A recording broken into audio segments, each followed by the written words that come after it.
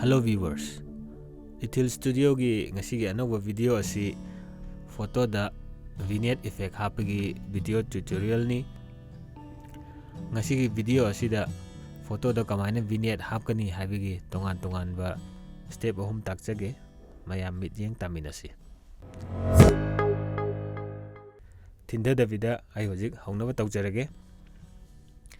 Hojik Photoshop hangasi file sangaga open the click tawre aduga sigi photo si khalaga open tawre hoji khoi tawdu si khoi vignette effect aina khoi surrounding matai se si dark oilaga mayai sina dum normal oilaga laibaduni ado hoji layer changaga duplicate layer lore aduga maming si vignette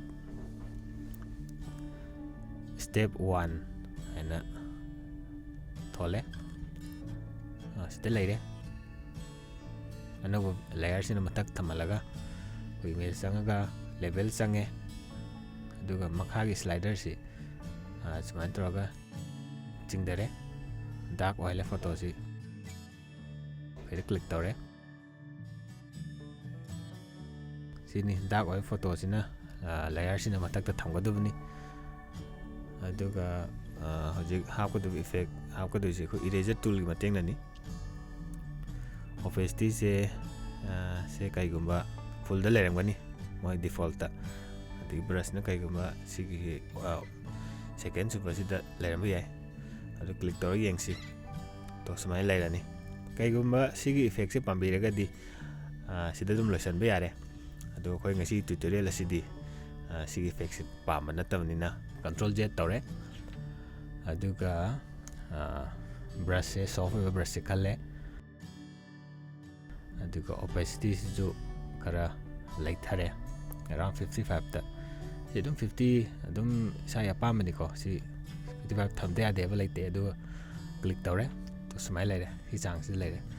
ko ji tore ba si ko gi mathak tangba layer si de eraser na muthal ine muthalamni na horavni na makha tangba layer si gi angan bu ura ine ba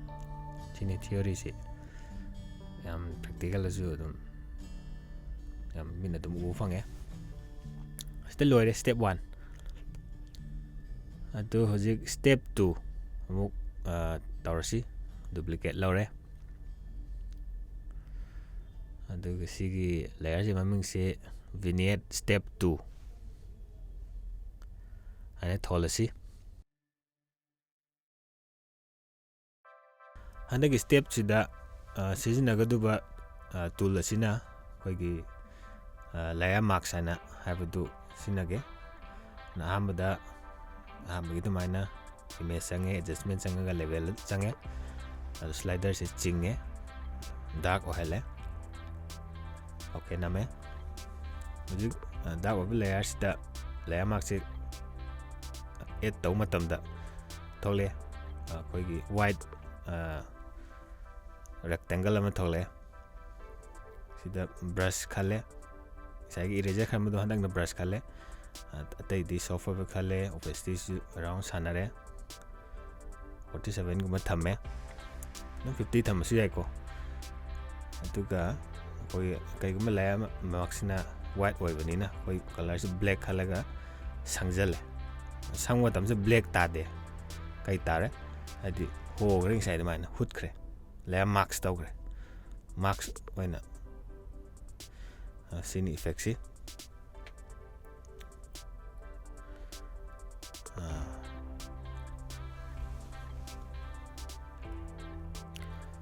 hojik second step logi matungina khoigi step number 3 koi vignette step 3 and tholasi duplicate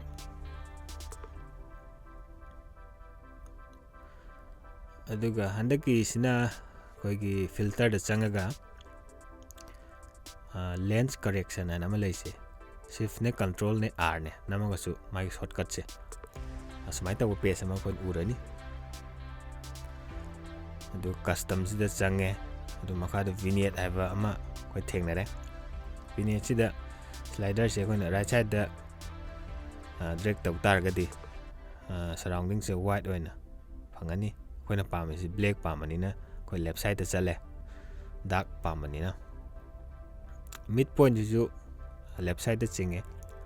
ꯆꯥꯡꯗꯣ ꯑꯩꯈꯣꯏꯒꯤ ꯐꯣꯇꯣꯒꯤ ꯃꯇꯨꯡ ꯏꯟꯅ ꯑꯩꯈꯣꯏ ꯃꯤꯠꯅ ꯄꯥꯝꯕꯗꯨꯗ ꯊꯝꯃꯒ okay ꯇꯝꯃꯦ okay apply ꯇꯧꯈ꯭ꯔꯦ ꯁꯤ ꯂꯩꯔꯦ ꯁꯤꯅꯤ ꯑꯩꯈꯣꯏꯒꯤ ꯉꯁꯤꯒꯤ ꯐꯣꯇꯣꯗ ꯚꯤꯅꯦꯠ ꯍꯥꯞꯄꯒꯤ ꯁ꯭ꯇꯦꯞ 3 ꯑꯍꯥꯟꯕꯗ ꯏꯔꯦꯖꯔ ꯁꯤꯖꯤꯟꯅꯔꯒ ꯁꯦꯀꯦꯟꯗ ꯑꯩꯈꯣꯏ ꯂꯦꯌꯔ ꯃꯥꯔꯛ ꯁꯤꯖꯤꯟꯅꯔꯒ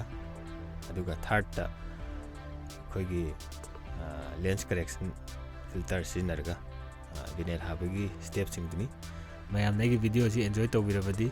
ꯂꯥꯏꯛ ꯑꯃꯁꯨꯡ ꯁꯕꯁꯀ꯭ꯔꯥꯏꯕ ꯇꯧꯕ ꯀꯥꯎꯕꯤꯒꯅꯨ ꯁꯕꯁꯀ꯭ꯔꯥꯏꯕ ꯇꯧꯔꯕꯒꯤ ꯇꯨꯡꯗ ꯕꯦꯜ ꯑꯥꯏꯀꯣꯟꯗꯨꯁꯨ ꯁꯣꯏꯗꯅ ꯅꯝꯕꯤꯌꯨ ꯑꯩꯒꯤ ꯑꯅꯧꯕ ꯚꯤꯗꯤꯑꯣꯁ ꯑꯞꯂꯣꯗ ꯇꯧꯔꯛꯄ ꯃꯇꯝꯗ ꯅꯣꯇꯤꯐꯤꯀꯦꯁꯟ ꯂꯥꯛꯅꯕ